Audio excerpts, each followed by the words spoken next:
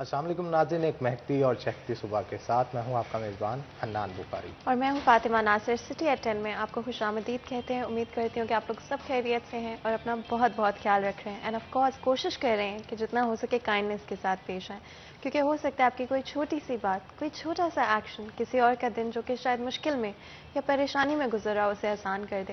And Hannan, I think हमारी भी कोशिश होती है हमेशा कि एक दूसरे का मूड जो है अपलिफ्टेड रखें। हमारी जो पूरी टीम है ये कोशिश कर रही होती है कि हमेशा एक दूसरे के साथ जितना भी हो सके काइंडनेस के साथ रहें। इवन कभी कभी गुस्सा भी आ जाते हैं कई बातों के ऊपर, लेकिन जो मर्जी हो जाए, हमेशा चाहे वो आपकी अपनी टीम हो, चाहे आपके कोवर्कर्स हों, घर वाले हों, कोई भी आपके इर्द गिर्द के लोग हों, आपने कोशिश करनी है कि काइंडनेस के साथ पेश आएँ। तो जी बाकायदा तौर पर प्रोग्राम का आगाज़ करते हैं और सबसे पहले बात करते हैं कि आइंदा 24 घंटे में फैसलाबाद शहर में मौसम की क्या सूरत हाल रहेंगे। अगर बात करें ज़्यादा से ज़्यादा टेम्परेचर की तो 33 डिग्रीज़ रहेगा और इसी के साथ कम से कम टेम्परेचर रहेगा 24 डिग्रीज़। बारिश के चांसेस आज सिर्फ और सिर्फ 30% हैं, लेकिन यूजुअली आई थिंक इतने भी नहीं होते हैं। तो हो सकता है कि आज के दिन में हमें बारिश होते हुए नजर आए। और इसके अलावा अगर हवा के हवाले से बात करें तो 10 किलोमीटर पर आवर की रफ्तार से हवा चलेगी।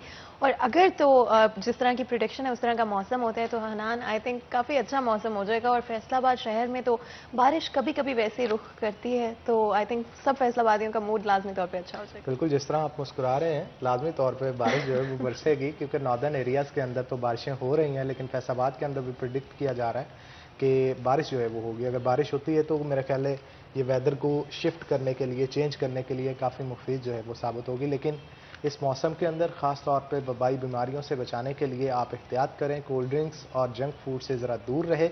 जैसे ही ज़रा ये 10-15 दिन गुजर जाते हैं, फिर जैसे मर्जी आप खुल के खाने जो हैं वो खा सकते हैं। तो ट्रैफ़िक के हवाले से भी आपको आगाह करेंगे, ट्रैफ़िक जो है हमारे शहर की किस तरह से रवा दवा है। और लेकिन हनान, इससे पहले कि हम ट्रैफिक का बताएं, आई थिंक बिकॉज हमारी हमेशा कोशिश होती है, आप लोगों को पता है कि हमने आपकी खुशियों में, आपकी जो ज़िंदगी है उसके अंदर हमारी पूरी कोशिश होती है कि हम लोग शामिल हो सकें।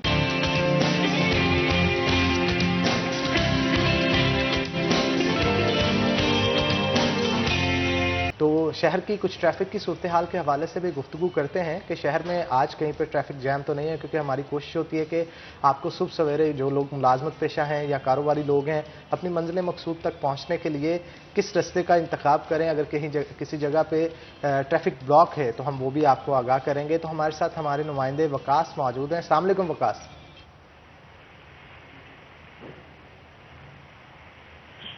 जी वकास, क्या आप हमें सुन पा रहे हैं? जी हाँ, मैं सुन पा रहा हूँ आपको। जी वकास, क्या सूरत हाल है शहर में ट्रैफिक के हवाले से? सॉरी हनान, आपकी आवाज़ क्लियर नहीं आ रही। जी वकास बेग, मैं पूछ रहा हूँ कि हमारे शहर में इस वक्त ट्रैफिक की क्या सूरत हाल है? हनान, ट्रैफिक की सूरत हाल जो है वो गुज़िश्ता रोड से कुछ ज़्यादा मुख्तलिफ नहीं है। दूसरा रोड जो है वो आज मुकम्मल तौर पे क्लियर है, उस पर किसी किस्म की रुकावट मौजूद नहीं है। जबकि शेखुपुरा रोड जो है उस पर गुज़िश्ता रोड की तरह आज भी उतनी ही रुकावट मौजूद है। निशाताबाद ब्रिज के साथ जो है ट्रैफिक ब्लॉक है। इसके साथ साथ अगर बात की जाए तो अमीपुर बंगला रोड जो है आज सुबह वहां पे एहतजाज जारी था, जिसकी वजह से ट्रैफिक कुछ देर के लिए मुअत्तल रही, लेकिन उसके बाद जो है फिर ट्रैफिक जो है उसको बहाल कर दिया गया। इसी तरह अगर बात की जाए एग्रीकल्चर यूनिवर्सिटी के एतराफ की, तो एग्रीकल्चर यूनिवर्सिटी के एतराफ में भी तमाम रोड जो है वो ट्रैफिक के लिए नॉर्मल मामूल के मुताबिक चल रहे हैं। लेकिन सरगोदा रोड जो है उस पर कुछ चन्योट की जानिब पैच वर्क जारी है, जिसकी बायस जो है थोड़ा ट्रैफिक में सुस्त रवि का शिकार जो है वो देखने में आ रहा है। इस हवाले से ये कहा जाए कि ट्रैफिक वार्डन जो है वो सरगोदा रोड पे मौजूद होने चाहिए थे, लेकिन आज के दिन सरगोदा रोड पे ट्रैफिक सुस्त रवि का शिकार होने के बावजूद ट्रैफिक वार्डन जो है वहां पर मौजूद नहीं है, जिसकी वजह से शहरियों को जो है वो ज्यादा मुश्किल हो रही है। जबकि इसके साथ साथ जड़ावाला रोड की अगर बात की जाए तो जड़ावाला रोड पे मकुआना बाईपास के बाद जो है जड़ावाला की तरफ जाने वाली ट्रैफिक जो है वो भी खासी सुस्त रवि का शिकार है। गुज़िश्ता रात वहां पे एक डंपर को हादसा हुआ, जिसके बाद डंपर का हाल रोड में मौजूद है। जी जी बहुत शुक्रिया। वकास बेग हमारे साथ मौजूद थे और शहर फैसलाबाद की ट्रैफिक के हवाले से जो है वो गुफ्तगू कर रहे थे। जदीद इंफ्रास्ट्रक्चर की वैसे फातिमा ज़रूरत है। दिन ब दिन इस बड़ी आबादी में ट्रैफिक की तादाद भी ज़्यादा होती चली जा रही है और शायद यही वजह है कि मुख्तलिफ इलाकों में और अहम शाहराहों पे हमें अक्सर औकात ट्रैफिक जैम नज़र आता है। बिल्कुल ख़ासतौर पर ये शेखपुरा रोड आप भी अक्सर यहाँ से सफ़र करती हैं तो आपने देखा होगा ट्रैफिक यहाँ पे जाम बिल्कुल हनान, ट्रैफिक बहुत जाम रहती है। स्पेशली बड़ी सड़कों की हमें ज़रूरत है, बेहतर बनी हुई सड़कों की ज़रूरत है जहाँ पे आपको हर 2 सेकंड के बाद एक खड्डा नहीं मिल रहा हो, ताकि जो ट्रैफिक है वो आराम से फ्लो कर सके। और बड़ा ज़रूरी है ना आजकल के दिनों में तो जहाँ पर आपने ऑफिस जाना होता है या कहीं भी अगर आपने किसी काम के लिए जाना है तो आपके पास इतना वक्त नहीं होता है कि आप ट्रैफिक में जो है घंटों फंसे रहें, या कोई छोटा सा मसला हो जाए उसकी वजह से पूरी सड़क जो है, जब सड़क ही इतनी छोटी होगी तो उसके ऊपर छोटा मोटा कोई इंसिडेंट भी होता है, उसकी वजह से प्रॉब्लम्स खड़े होते हैं। और स्पेशली बारिश अगर हो जाए फैसलाबाद शहर में तो मौसम बहुत अच्छा हो जाता है, मूड भी बहुत अच्छा हो जाता है, लेकिन लाजमी तौर पे हनान सड़कें आपने देखा है पानी से भर जाती हैं और वो ऐसे लगता है जैसे कोई दरिया जो है वो बहता हुआ सड़कों के ऊपर नजर आता है। लेकिन उम्मीद तो यही करेंगे कि लाजमी तौर पे चीज़ें बेहतरी की तरफ जाएं। और हनान बिकॉज आपको पता है हमने अपने जो ऑडियंस है उनको अपडेट करना होता है, तो कुछ इसी तरह का अब हम करेंगे जहां पर ट्रांसपोर्ट के हवाले से, स्पेसिफिकली ट्रेन के हवाले से, ट्रेन की टाइमिंग किस तरह से है उसके हवाले से हम थोड़ा सा बात करेंगे। बिल्कुल आप ठीक कह रही हैं। हमारे साथ हमारे नुमाइंदे अवैस मौजूद होंगे। अस्सलाम वालेकुम अवैस।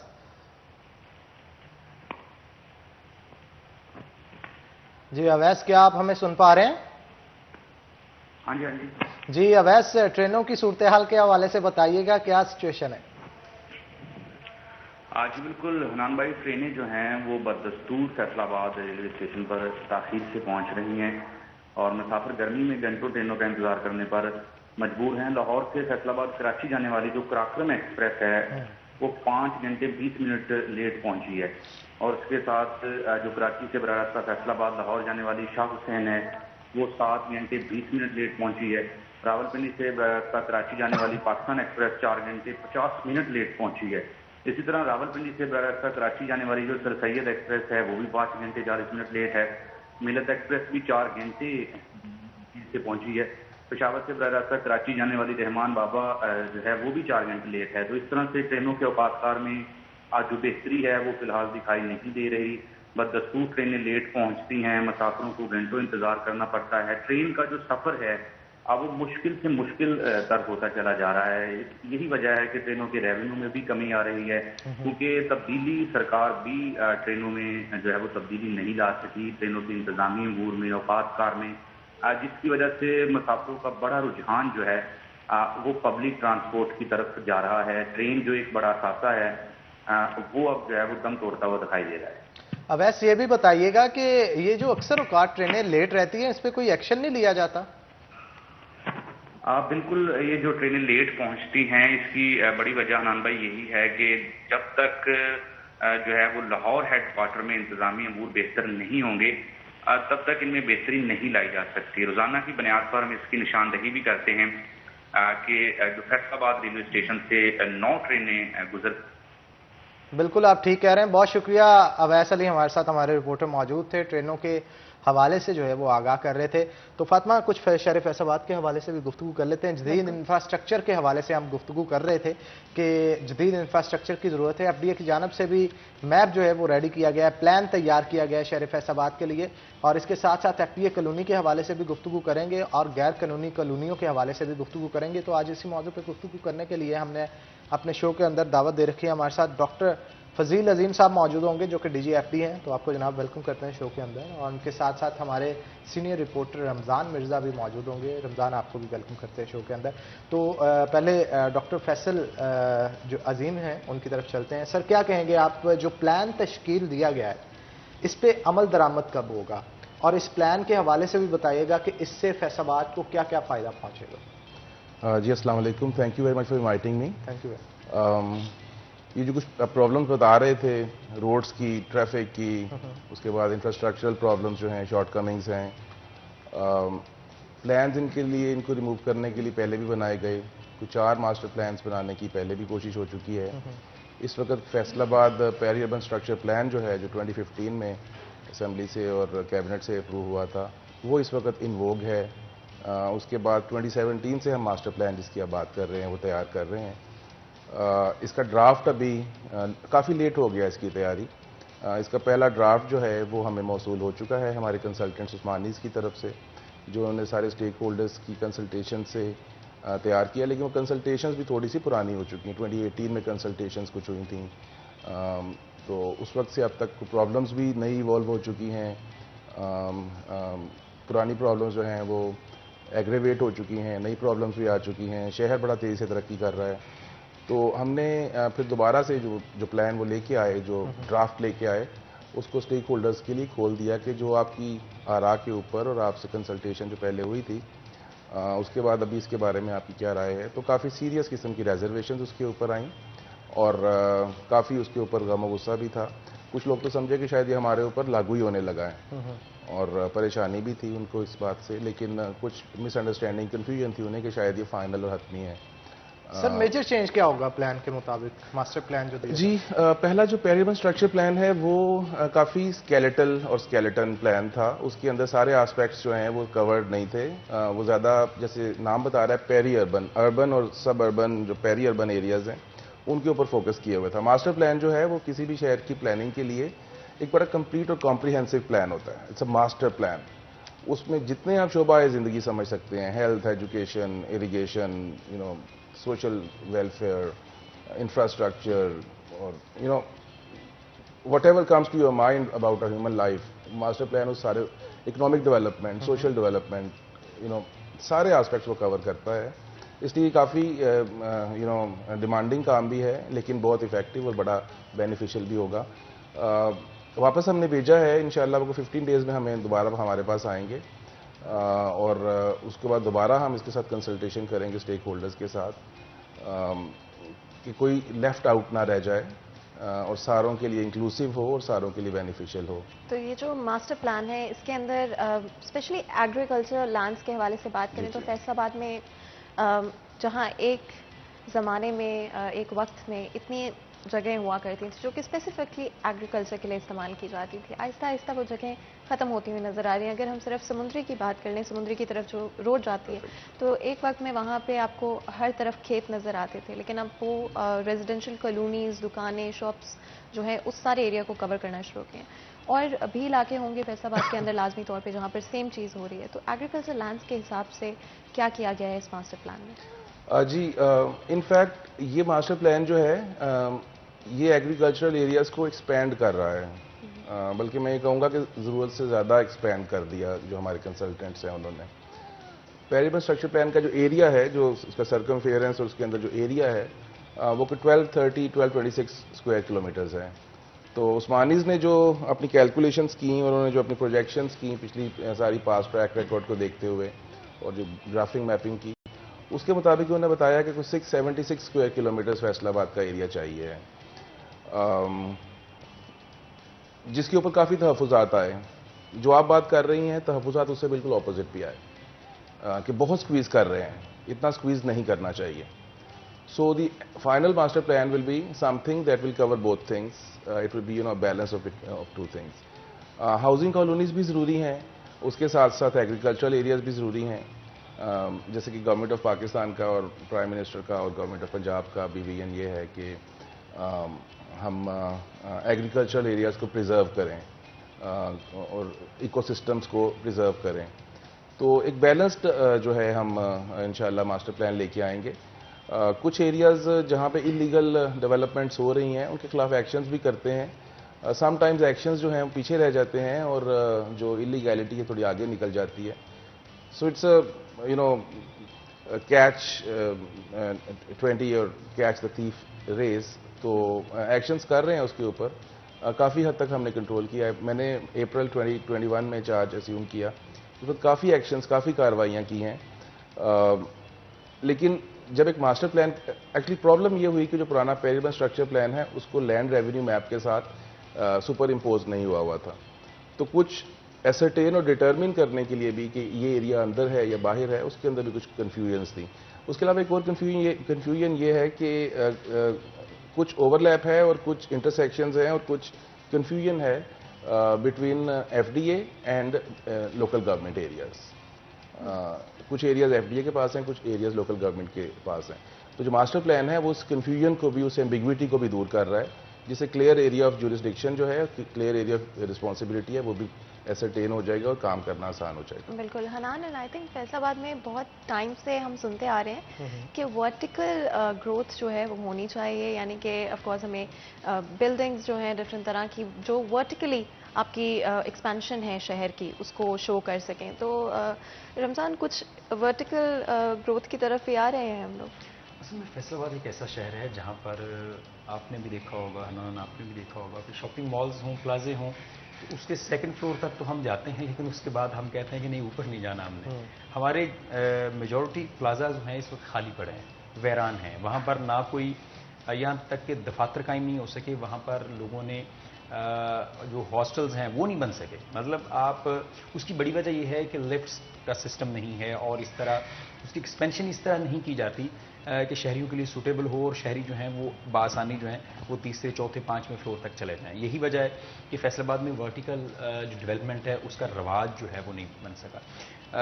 गुज़िश्ता 2-4 साल में हम ये सुन रहे हैं कि जो एग्रीकल्चर एरिया है उसको प्रिजर्व करने के लिए कोशिशें जारी हैं, और ये जो मौजूदा मास्टर प्लान था इसमें सबसे बड़ी खूबी यही थी कि इसमें एग्रीकल्चर जो इस वक्त जो जियो मैप के ऊपर शो हो रहा है कि कहीं पर अगर खेत हैं तो उन्होंने उसको बिल्कुल मौजूदा मास्टर प्लान से निकाल दिया था।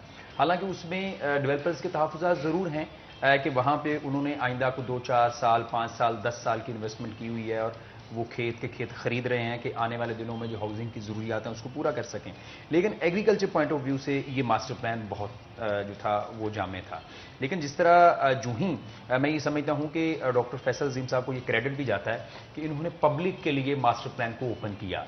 इससे पहले ऐसा नहीं होता था और यही वजह थी कि इससे पहले जो मास्टर प्लान आए उनके ऊपर इम्प्लीमेंटेशन नहीं हो सकी, और जो पेरी अर्बन प्लान था वो भी किसी हद तक डेवलपर्स को तो समझ आती थी, आम बंदे को वो भी समझ नहीं आती थी। पेरी अर्बन प्लान शहर उसमें शामिल नहीं है। और बिल्कुल आप ठीक कह रहे हैं, इस पर मजीद भी गुफ्तगू करेंगे, लेकिन एक छोटी सी ब्रेक के बाद यहाँ पे नाज़रीन एक ब्रेक लेंगे। ब्रेक के बाद दोबारा हाजिर होते हैं, कहीं मत जाइएगा, हमारे साथ रहिए।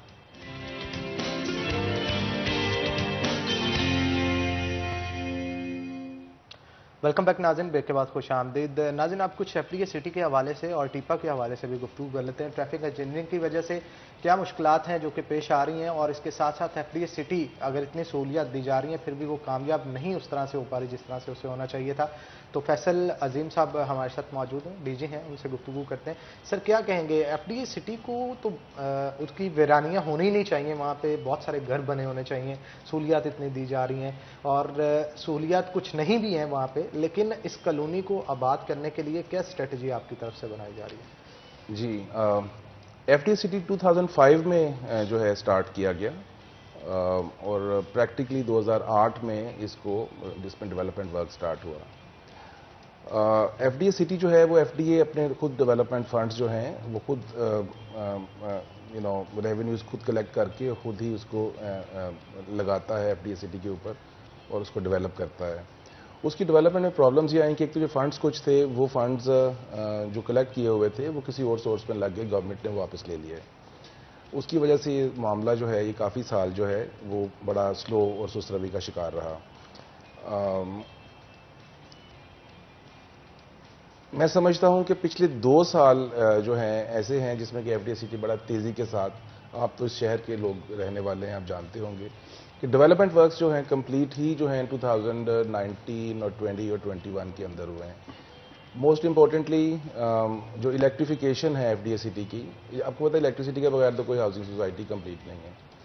तो 2021 में हमने 3 फीडर्स जो हैं, इस वक्त को 60-70% एफडीए सिटी जो है वो इलेक्ट्रीफाइड हो चुका है। वहाँ पे बिजली मौजूद है, कोई घर बनाए तो पहले दिन उसको मीटर लग जाएगा। But still sir, question is that कि अगर कोई प्राइवेट हाउसिंग कॉलोनी बनती है, 6 माह में बड़ी से बड़ी कॉलोनी कंप्लीट सेल आउट हो जाती है। इसको इतने साल हो गए हैं लेकिन अभी भी उस तरह से इसकी सेल नहीं देखने में मिल रही जैसे होनी चाहिए। इतनी सहूलियात अगर दी जा रही हैं वहाँ पे एफडीए की तरफ से, तो क्या आवाम की जानब से अदम तहफ़्फ़ुज़ जो है वो जाहिर किया जा रहा है जिसकी वजह से परचेजिंग पावर कम है? जी, मैं आपको बताता हूँ। थोड़ा सा ये मेरा इसके ऊपर थोड़ा सा एक थीसिस टाइप मिनी थीसिस है, मैं थोड़ा सा आपको बता दूं, क्योंकि एफडीए सिटी जो है सिर्फ फैसलाबाद के लोगों के लिए एक मुहिमा नहीं रहा, बल्कि मेरे बहुत सारे फ्रेंड्स हैं जो लाहौर में और बाकी शहरों में हैं, उन लोगों की भी यहाँ पे प्रॉपर्टीज़ हैं। FD सिटी देखें, इस चीज़ में तो कोई शक नहीं है कि जो प्राइवेट इन्वेस्टर है वो बहुत एफिशिएंटली वर्क करता है, उसके पैसे लगे होते हैं और बड़ा तेज़ी के साथ वो उनको निकालना चाहता है, बल्कि बाज़ दफ़ा तो वो सिर्फ थोड़ी सी पहली प्लानिंग परमिशन लेके ही प्लॉट्स की सेल परचेज शुरू कर देता है। इस चीज़ में तो कोई शक नहीं है कि प्राइवेट एंटरप्रेन्योर्स हमेशा बड़ा फास्ट और बड़ा एफिशिएंट होते हैं। इसमें हमारे पास जो प्रॉब्लम FD सिटी में आई पिछले 10-12 साल के अंदर, वो फंडिंग की थी। फंडिंग मेन है, डेवलपमेंट होगी तो आप काम करके देंगे। प्राइवेट डेवलपर जो है वो बैंक से लोन ले लेगा, कुछ लोगों से लोन ले लेगा और जल्दी से अपना काम को कंप्लीट करेगा और जल्दी से अपनी बेस्ट रिटर्न फॉर मनी जो है वो उसको निकाल लेगा उसमें से। तो इसमें कोई शक नहीं कि लेट था, लेकिन हौसला अफजा बात यह है कि इस वक्त अगर आप लेटेस्ट देखें कि पिछले 4-6 महीने की जो उसकी डेवलपमेंट है और उसकी जो प्रोग्रेस है FD सिटी की, बड़ी तेज़ है। अभी अगर आप चेक करें तो आपको वहाँ पे प्लॉट खरीदने जाएं तो आपको मिलेगा नहीं, बिकॉज पीपल्स कॉन्फिडेंस जो है वो वापस आ गया हुआ है FD सिटी के अंदर। अब जब कॉन्फिडेंस नहीं होता तो हर बंदा कहता है मैं प्लॉट बेचूँ और निकलूँ। अभी वहाँ से प्लॉट आपको खरीदने जाएंगे आपको मिलेगा नहीं। प्राइसेस भी रेस कर रही हैं, कल हमने ऑक्शंस किए हैं, आज भी कुछ ऑक्शंस कर रहे हैं, ऑक्शंस तेज़ी के साथ हमारी निकल रही हैं। सिक्योरिटी बहुत बड़ा इशू है किसी भी हाउसिंग सोसाइटी के लिए। घर महफूज होता है और हाउसिंग सोसाइटी भी महफूज होती है, तो कुछ थोड़ा सा सिक्योरिटी के कंसर्न्स थे। बाउंड्री वॉल जो है थोड़ी सी रहती थी, लैंड जो है वो अभी सरेंडर नहीं हुई थी, वो भी कोई 95-97% लैंड जो है वो लैंड ओनर्स ने सरेंडर कर दिया है FDA के साथ वो। सो 97 और 96% हमारी वॉल कंप्लीट हो गई है। आज मेरी मुलाकात है RPO साहब के साथ भी 11:30 बजे। तो हमने वहाँ पे एक पुलिस स्टेशन लेटर स्टेज पे, लेकिन इंस्टेंटली हम लोग एक पुलिस चौकी के लिए वहाँ पे काम कर रहे हैं। उसके बाद वहाँ पे एक layer activities are very important for housing society. वहाँ पे जो LDA कॉम्प्लेक्स स्पोर्ट्स जिम्नेजियम है उसके लिए फंड जो हैं वो हमने लगाने शुरू कर दिए हैं। अप्रोच रोड जो है उसको इम्प्रूव कर रहे हैं। उसके बाद जो आपका बड़ा इम्पोर्टेंट स्कूल है यहाँ का, डिविजनल पब्लिक स्कूल, उसकी एक ब्रांच जो है वहाँ हम ओपन करने जा रहे हैं। सो फैसिलिटीज़ हम दे रहे हैं और पीपल्स कॉन्फिडेंस भी आ रहा है। और उसका सबसे बड़ा यार्ड स्टिक ये है कि अब लोग थ्रो अवे प्राइसेस पे अपने प्लॉट्स को सेल नहीं कर रहे हैं। सो इंशाल्लाह यू विल सी इन 2021 अगले 2-3 महीने के अंदर electrification was a major issue, वो आ गया है। बिजली जब लग जाए तो फिर बंदा रह सकता है वहाँ पे।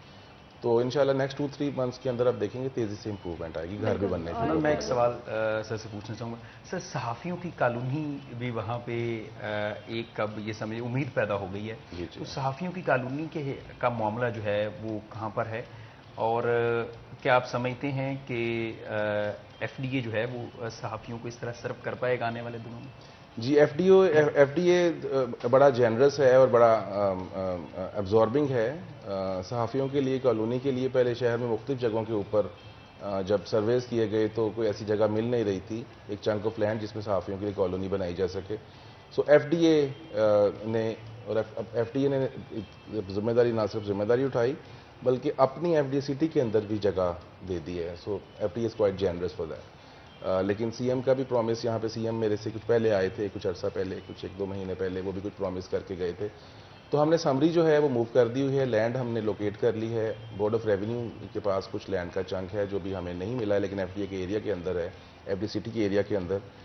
तो summary hopefully with in weeks time और समथिंग CM को चली जाएगी। उसके बाद इसके ऊपर प्रैक्टिकल वर्क स्टार्ट हो जाएगा। जितनी लिस्टें हमें भेजी थी इंफॉर्मेशन डिपार्टमेंट ने, और जो जर्नलिस्ट हाउसिंग फाउंडेशन बनी है आपकी लाहौर में, उनने जो लिस्टें भेजी थी हमने घरों के एप्लीकेंट्स के नंबर्स कैलकुलेट किए, उसके हिसाब से हमने एरिया कैलकुलेट करके जितनी लैंड बनती थी वो हम दे रहे हैं सहाफ़ियों को इंशाल्लाह जल्दी। बिल्कुल। और रमज़ान में चाहते हो अगर हम थोड़ा सा हमारी जो सड़कें हैं उनके हवाले से भी बात कर लें, क्योंकि हालात हम तो चाह रहे थे बेहतर हों, लेकिन चाहे वो हम शेखुपुरा रोड की बात कर लें या फिर हम स्पेसिफिक सूसा रोड की भी अगर हम बात कर लें, तो जगह जगह पे खड्डे आपको नज़र आते हैं और वक्त के साथ साथ वो और डिटीरिएट करती जा रही हैं, यानी कि बेहतरी की तरफ नहीं आ रही हैं। तो क्या कोई उम्मीद है कि आने वाले वक्त में हमें सड़कें जो हैं फैसलाबाद की वो बेहतर नजर आएंगी? फातिमा, उम्मीद तो पैदा हो चुकी है, क्योंकि कुछ 13 रुपए के प्रोजेक्ट्स जो थे जिसमें CM फैसलाबाद आए तो उन्होंने अनाउंस भी किया, उसमें कोई 4.5 से 5 अरब रुपए के दरमियान जो है वो पैसे दे रहे हैं CNW, और जो शहर के इलाके में है वो मेट्रोपॉलिटन कॉरपोरेशन जो है उसके ऊपर काम शुरू किए हुए है, और शहर के बहुत सारे हिस्सों में मुख्तलिफ पैच वर्क और इसी तरह का काम जो है वो जारी है। और उम्मीद कर रहे हैं कि आने वाले 1 से 1.5 साल में फैसलाबाद की सड़कें जो हैं जो खड्डों का मंजर पेश करती हैं वो उनसे जान छूट जाएगी। लेकिन इसके साथ साथ जो दूसरी बड़ी जिम्मेदारी है सड़कें बनाने के अलावा जो डिज़ाइनिंग है, ट्रैफिक इंजीनियरिंग और उसकी प्लानिंग जो है वो टीपा की जिम्मेदारी है। तो वो भी टीपा भी जो है वो FDA का ज़ैली इदारा है, और मैं समझता हूँ कि डॉक्टर साहब इस बारे में बेहतर ब्रीफ कर सकते हैं, क्योंकि इनके आने से पहले इनिशिएटिव हुआ, उसके ऊपर टीपा को फंक्शनल किया गया, और इनकी जानिब से अभी तक जो है वो हुकूमत पंजाब को बिजनेस प्लान भी भिजवाया हुआ है, दीगर इदारों से स्टाफ भी मांगा गया है, और कुछ ऑफिसर्स जो हैं वो इस वक्त टीपा में काम भी कर रहे हैं। सर, इसके ऊपर क्या सूरत हाल है इस वक्त, कहाँ तक पहुँचा ये काम? जी, रोड्स बना देना एक काम है, लेकिन किसी भी जगह पैसे फेंक देने से जो है वो सारे सिस्टम ठीक नहीं हो जाते हैं। उसको बाद में सिस्टमैटिकली चलाना भी बड़ा इंपॉर्टेंट है। And there comes TEPA, traffic engineering and planning authority. TEPA Faisalabad जो है 2015 में जो है ये मार्ज़े वजूद में आया, या इसकी इनिशिएशन हुई, लेकिन ये डिसफंक्शनल रहा, बल्कि नॉन फंक्शनल रहा। अथॉरिटी जो है वो उसके बारे में, ट्रैफिक इंजीनियरिंग एंड प्लानिंग के बारे में सारे फैसले करती है, करनी चाहिए, बिकॉज इट्स एन अथॉरिटी। इस वक्त कोई अथॉरिटी फैसलाबाद में ऐसी जो है वो मौजूद नहीं थी जो कि सिंगल फोकल पॉइंट हो तमाम ट्रैफिक इंजीनियरिंग और प्लानिंग का। कुछ फंक्शंस जो हैं वो ट्रैफिक पुलिस अंजाम दे रही थी, कुछ फंक्शंस जो हैं वो डिस्ट्रिक्ट गवर्नमेंट अंजाम दे रही थी, कुछ फंक्शंस जो हैं वो आपकी म्यूनसिपल गवर्नमेंट जो है उसकी तरफ से आ रहे थे, कुछ फंक्शंस PHA की तरफ से आ रहे थे, और इस तरह से स्टाफ और पर्सनल भी जो हैं वो सारे मिलजुल के थोड़ा थोड़ा सा काम कर रहे थे। So there was no binding and uniting force, and that is टीपा बेसिकली। वो आधा तीतर आधा बटे थोड़ा थोड़ा सा सारे कर रहे थे, अपनी तरफ से अच्छा कर रहे थे, लेकिन जब एक अथॉरिटी नहीं होगी, एक पूरा कोऑर्डिनेशन कोई नहीं थी। Exactly.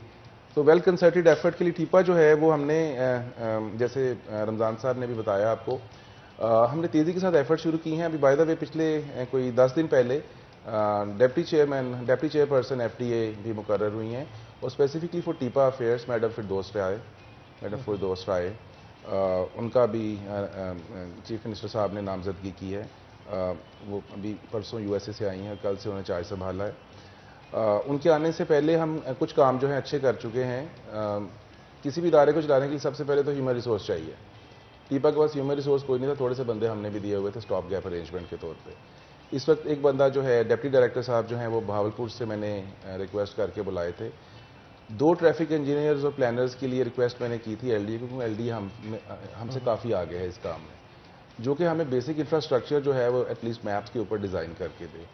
Then comes the turn of on ground activities के, रोड्स को कैसे डिज़ाइन करना है, स्पीड ब्रेकर्स होने चाहिए नहीं, यू टर्न कहाँ पे आने हैं, सिग्नल फ्री कैसे हो सकता है, और इस तरह की जो सारी प्लानिंग है, और उसके बाद उसकी एग्जीक्यूशन इंजीनियरिंग वर्क जो है ये सारा काम करने वाला है। टीपा के पास फंड्स भी नहीं थे, जैसे आपको रमज़ान साहब ने बताया, हमने अपना बिजनेस प्लान बनाया है। बिजनेस प्लान हमने इस तरह से बनाया है कि टीपा को फंड्स कहीं बाहर से नहीं आने हैं, टीपा को फंड्स अंदर से ही जनरेट करने हैं।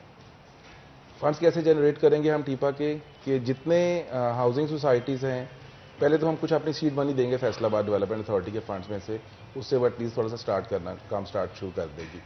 उसके बाद जितनी हाउसिंग सोसाइटीज़ हैं, जितने बिजनेस कंसर्न्स हैं, जितने इंडस्ट्रियल कंसर्न्स हैं, उनकी जितनी ट्रांसफ़र्स और जितने रेवेन्यूज ट्रांसफ़र्स से रजिस्ट्रियों से आते हैं, उसका 1% और समथिंग जो है LDA के मॉडल के ऊपर हम टीपा के लिए रख लेंगे, कि उनकी कॉर्पोरेट सोशल रिस्पॉन्सिबिलिटी है कि वो अपनी जहाँ से उन्होंने गुजर के जाना है उसकी ट्रैफिक के लिए भी कुछ कॉन्ट्रीब्यूट करें।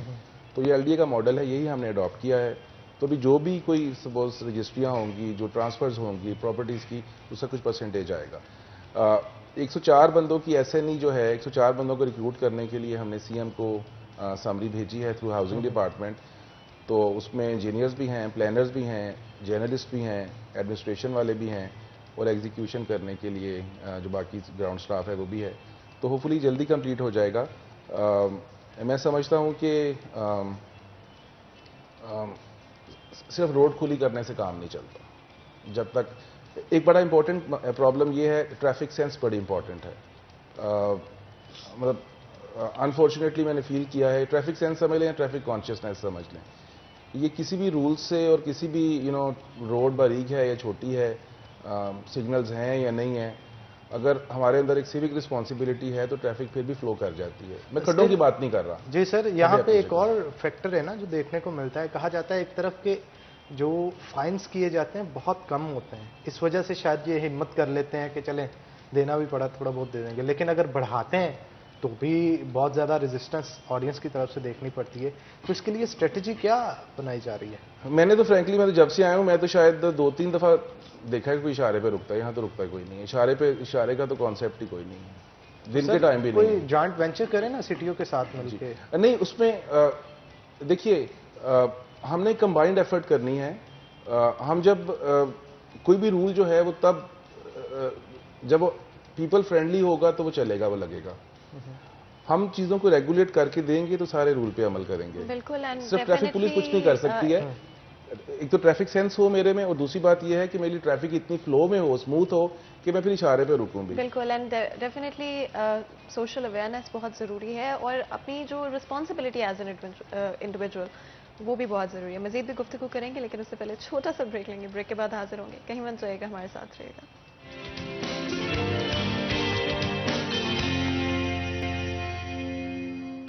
Welcome back. सिटी एट 10 में एक दफ़ा फिर आपको खुशामदीद कहते हैं। तो जी इससे पहले कि ऑफ कोर्स मैं चाहूँगी कि आपसे हम कुछ आपकी अपनी लाइफ के बारे में, आपकी अपनी जो स्ट्रगल है, जो जर्नी रही है, उस हवाले से भी बात करें, लेकिन आई थिंक उससे पहले सिर्फ एक चीज़ जो कि हर फैसलाबादी के माइंड में रहती है, और वो वासा है, और उसको स्किप नहीं किया जा सकता। तो मैं चाहती हूँ कि ब्रीफली अगर हम उस हवाले से बात कर सकें कि क्या ये जो प्लान है इसमें वासा के हवाले से भी कुछ किया जा रहा है, कोई प्लानिंग है कि ये जो आए दिन हमें इशूज़ देखने को मिलते हैं ये भी कभी बेहतर होंगे? जी एग्जैक्टली, जैसे मैंने बताया आपको कि मास्टर प्लान जो है एक कॉम्प्रिहेंसिव प्लान है। It's all pervasive, it's all inclusive. इसमें whatever comes to your mind about good civic human life, वो सारी चीज़ इसके अंदर है। वासा is obviously very important among them.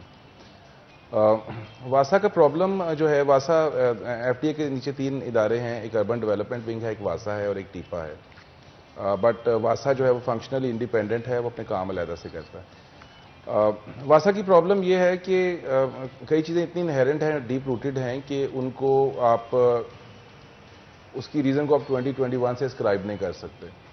Reason are like 60, 70, 80, 100 years of history. चीज़ें जो हैं वो उसकी जो पाइप्स की गेज हैं वो छोटी हैं। ये वासा का सिस्टम, सीवरेज का सिस्टम पूरा एक शहर की रोड्स के सिस्टम की तरह होता है। पहले बड़ी रोड, उसके बाद उससे छोटी रोड, फिर उसके बाद उससे छोटी रोड, उसके बाद स्ट्रीट। तो अगर बड़ी रोड ही आपकी 40 फीट की होगी और आगे जाके आप 100 फीट भी कर देंगे तो काम नहीं चलेगा। जो 40 फीट वाली पहली है, जो मेन ट्रंक लाइन है, वो बेसिकली उनकी गेज जो है वॉल्यूम कम है। एक ये बड़ा प्रॉब्लम है। दूसरा, उसके बाद कुछ मशरूम ग्रोथ हुई पॉपुलेशन की, और अनऑर्गेनाइज्ड अनप्लान्ड ग्रोथ हुई। इंडस्ट्रियल एरियाज़ के साथ जो है वो अर्बन सोसाइटीज़ मिल गई। तो अभी फंडिंग काफ़ी आ रही है। जो इस दफ़ा प्रॉब्लम्स आई हैं उसके बाद वासा के पास मशीनरी नहीं है। मशीनरी नहीं है तो जो काम एक मशीन करती है वो 100 बंदे मिलकर नहीं कर सकते, जो एक मशीन ने सक आउट कर लेना है अगर सपोज कहीं प्रॉब्लम है तो। फंडिंग इस दफ़ा फिर क्योंकि इमरजेंसी सिचुएशन क्रिएट हो गई थी इस मौसम बरसात में, तो अभी कॉन्शियसनेस ज़्यादा है, फंडिंग आ रही है, मशीनरी परचेज कर रहे हैं। होपफुली अगली बरसात जो है वो इससे काफ़ी बेहतर होगी। अच्छा सर, किस तरह से आपने चूज़ किया इस फील्ड को स्पेसिफिकली? आपका शौक था शुरू से, और तालीम के हवाले से भी बताइएगा कहाँ से? मैं बेसिकली सिविल सर्विस में हूँ और पढ़ने का मुझे शुरू से शौक है। मैंने सर्विस में आने के बाद भी अपने पढ़ाई का सिलसिला जो है जारी रखा। 2-3 साल के बाद मैं परेशान हो जाता हूँ, टेंशन मुझे हो जाती है इस सारी खिचधरू से। मेरा पहला मास्टर्स इंग्लिश में था गवर्नमेंट कॉलेज लाहौर से। उसके बाद मैं सिविल सर्विस में आया तो मैं IBA पंजाब यूनिवर्सिटी चला गया अपना MBA करने के लिए। फिर 3 साल मैंने नौकरी की तो मेरे 2 स्कॉलरशिप्स आए। एक ऑस्ट्रेलियन नेशनल यूनिवर्सिटी कैनबरा का पब्लिक पॉलिसी का प्रोग्राम था, दूसरा UK से था। मैं UK वाला चला गया, कैनबरा वाला छोड़ दिया। फिर मुझे ऐनक काफ़ी मोटी जब लगनी शुरू होगी तो मैं सोचा मैं कभी पढ़ूंगा नहीं, तो काफ़ी पढ़ लिया। तो 4-5 साल गुजारे तो फिर मैं सोचा कि नहीं, मुझे should go back to university. तो फिर मेरा शौक़ था मेरा इंफ्रास्ट्रक्चरल डेवलपमेंट का और पॉवर्टी एलिविएशन और सोशल इकोनॉमिक डेवलपमेंट के एरियाज़ में। मेरी जॉब भी यही है, बीइंग इन सिविल सर्विस। तो फिर मुझे स्कॉलरशिप एक मिला, एक कंप्लीट फुली फंडेड फैमिली के साथ पेंसिल्वेनिया यूनिवर्सिटी में।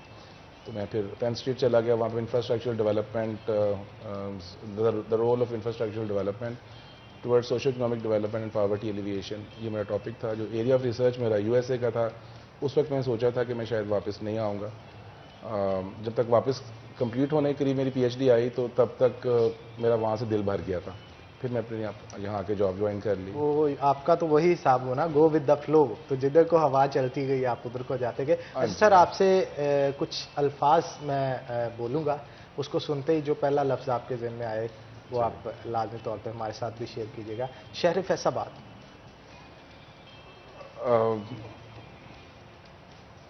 जो पहला लफ्ज़ में हमें बोल नहीं सकता। अच्छा चले, जो दूसरा आ रहा है आप वो शेयर कर सकते हैं। एक खूबसूरत शहर। खूबसूरत शहर। मनपसंद खेल। खेल? खेल क्रिकेट। मनपसंद खाना। बिरयानी। बिरयानी हैदराबादी, कराची की, Sindhi? Any type. Any type. Any type. मनपसंद गाना।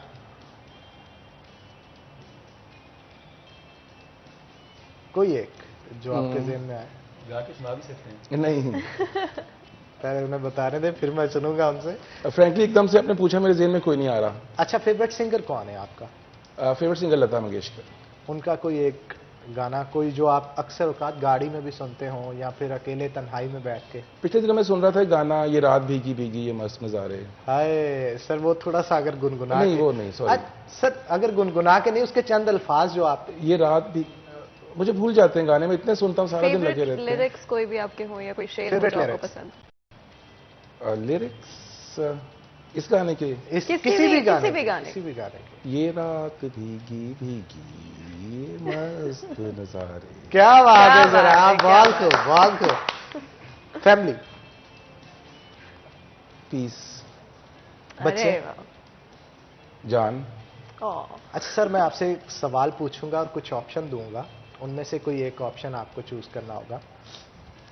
किसी दो लोगों को कोविड हो चुका है, लेकिन कोरोना की एक वैक्सीन आपके पास मौजूद है, जिसे देंगे उसकी जान बच जाएगी, तो आप इन दोनों में से किसे देंगे?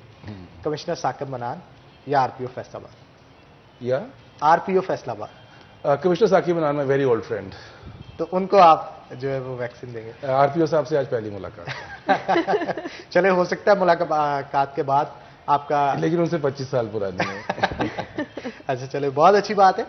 तो दो लोग हैं, उनमें से किसे आप लेके जाना चाहेंगे जंगल में? लेकिन जंगल में अगर लेके जाते हैं, वहाँ पे खूंखार जानवर है, आप तो वापस आ जाएंगे, उनकी वापस आने की गारंटी नहीं है। तो डीसी फैसलाबाद या फिर सीपीओ फैसलाबाद? सीपीओ।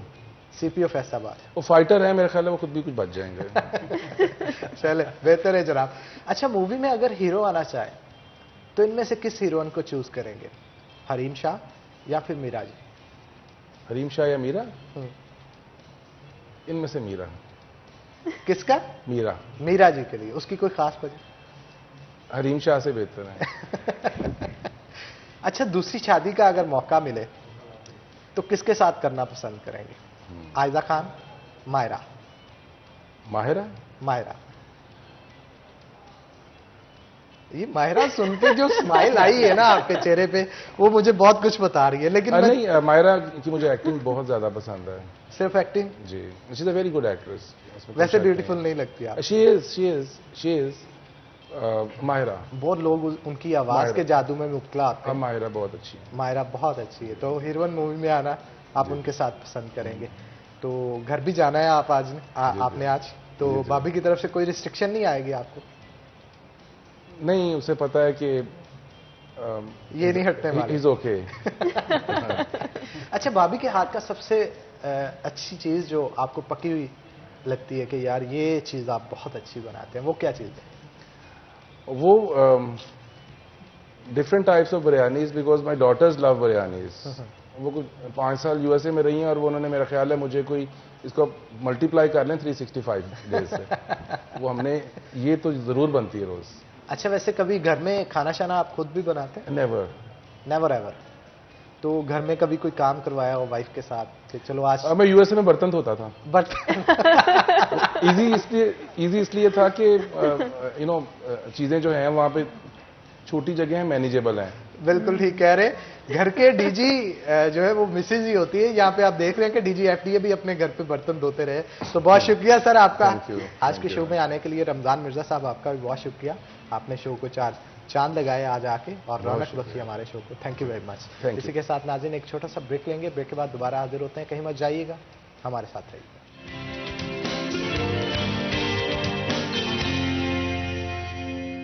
किचन में हनान रोज मजेदार रेसिपीज तैयार की जाती हैं, आज भी कुछ ऐसे होगा और शेफ किंजा जो है वो हमारे साथ होंगी और बताएंगी आज कि क्या तैयार किया जाएगा। और इतनी इजी रेसिपी होती है किंजा की, इवन मैंने कुकिंग जो है वो स्टार्ट कर दी और बहुत सारी टिप्स एंड ट्रिक्स जो आप बताती हैं शो के अंदर, उसकी वजह से आसान हो जाता है खाना बनाना मेरे लिए। और कैसे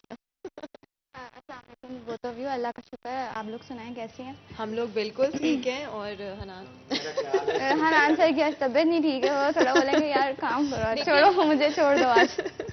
लेकिन ये भी किसी किसी की बात होती है कि आप इवन अगर आपकी तबीयत खराब हो या आप फुल 100%, हर कोई 100% नहीं हो सकता हर टाइम पर, लेकिन फिर भी आपने पावर थ्रू करना होता है। और इस तरह की चीज़ें आई थिंक आप एक दूसरे से लाजमी तौर पे सीख सकते हो। किंजा आप क्या बनाएंगे? अच्छा, आज हम लोग थोड़ा लंबा नाम है तो मुझे भी थोड़ा सेट करने में टाइम लग रहा था। हम बनाएंगे स्टफ हैलोपिनो चीज़ चिकन। अरे वाह। इसमें हैलोपिनो यूज़ होगा स्टफिंग में भी और इसकी सॉस में भी। अच्छा, इसमें मैंने 2 तरीके होते हैं, एक तो आप चिकन को हैमर करके उसको रोल करके फ्राई करते हो और एक है आप उसके अंदर स्टफिंग करके ब्रेस्ट पीस में वो करते हो। तो दोनों कर सकते हैं, लेकिन मैं स्टफिंग करूँगी, दोनों करूँगी। अगर मुझे टाइम मिला तो मैं दोनों करूँगी। मैंने ब्रेस्ट पीस ले लेना एक बड़ा, और उसके अगर आप रोल करें तो उसके पतले पतले आपने फिले काट के उसको हैमर कर लेना ताकि वो और थिन हो जाए, ताकि रोलिंग में हमें मसला ना हो। वो आप लोगों ने ले लेना है तकरीबन 250 ग्राम के हिसाब से रेसिपी लगा रही हूँ। तो उसको मैरिनेशन क्या करनी है, सिर्फ सॉल्ट, ब्लैक पेपर और वाइट पेपर डाल के आपने उसको रख देना है मैरिनेशन करके। उसकी जो हम लोगों ने स्टफिंग बनानी है, मैंने चीज़ शेड कर लेनी है, मोज़रेला चेडर दोनों मिक्स कर सकते हैं। उसमें मैंने डालनी है हैलोपिनोस, चॉप्ड हैलोपिनोस डालनी है। उसमें मैंने डालूंगी, मेरे पास रेड और ब्लैक ऑलिव्स हैं, उनको भी चॉप करके डालूंगी। साथ में थोड़ी सी सीजनिंग डालूंगी, ब्लैक पेपर, थोड़ा सा गार्लिक पाउडर, सॉल्ट, वो डाल के इसका मिक्स बना लूँगी। देन मैं जो इसका चीज़ का मिक्स बनेगा उसको स्टफिंग करूँगी। इसकी कोटिंग करेंगे हम लोग एग, फ्लावर और क्रम्स में इसमें थोड़ा सा टेस्ट डालूंगी, अनियन पाउडर डालूंगी, गार्लिक पाउडर डालूंगी, सॉल्ट डालूंगी और थोड़ा सा ब्लैक पेपर डालूंगी, क्योंकि हमें बाहर से भी टेस्ट चाहिए। क्योंकि स्टफिंग करेंगे तो हमारा चिकन अंदर से थोड़ा ड्राई रहेगा, तो उसको ये फ्लेवर देगा, तो वो पता नहीं चलेगा इतना। तो नेक्स्ट हम लोग ने जो सॉस बनानी है उसकी वाइट सॉस होगी, हैलोपिनो सॉस। उसमें मेरे पास तकरीबन 250 ग्राम मेरे पास मिल्क है, उसमें मैं क्रीम ऐड करूँगी। उसमें डालूंगी मैं black pepper 1 teaspoon, salt to taste, थोड़ा सा गार्लिक पाउडर डालूंगी और ऑरिगानो डाल के उसको हल्का सा थिक करूँगी। एंड में मैं डालूंगी क्रीम एंड में डालेंगे, पहले डाल देंगे तो फट जाएगी क्रीम, तो सबसे एंड में क्रीम डालेंगे और उसकी अच्छी सी स्मूथ सी जो है वो सॉस रेडी हो जाएगी। अगर तो चीज़ डालना चाहते हैं उसमें तो हमने श्रेड करके चीज़ डाल देंगे, तो वो अच्छी सी थिकनेस उसकी आ जाएगी।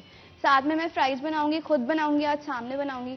पोटैटोज़ ले लिए मैंने, उसको मैंने ब्लांच के, मेरे पास टाइम नहीं है तो मैं उसको डायरेक्ट फ्राई करूँगी।